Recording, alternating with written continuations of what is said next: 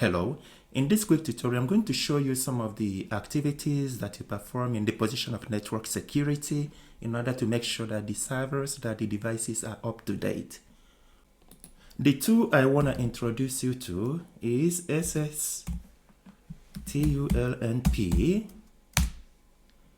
So what you can see here is that we are trying to see all the ports that are open on our server to make sure that there are no unallowed ports that are showing up here, because that will be when you have ports that are open that you shouldn't be open. What it means is that you could have unallowed connections to your server.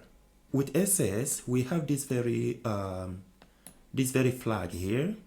This flag means like to display TCP, UDP, listening sockets, numeric, to display the output in numeric numbers.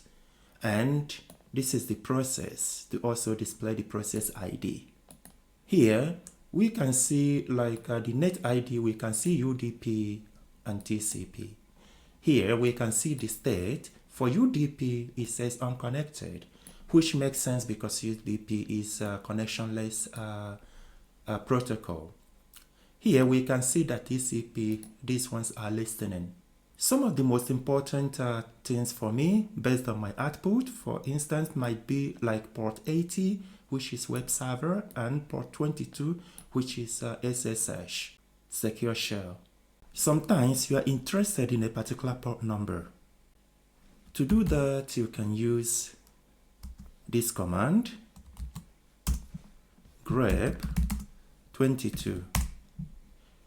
However, as you can see, this displays all the contents that contain number 22, which is not what we are looking for. Instead, we want to list only port 22. Now we can see all port 22. We can see all port 80. What was missing in our output is the process IDs, which can be necessary when you are troubleshooting. To use process ID or to display process ID, you need sudo.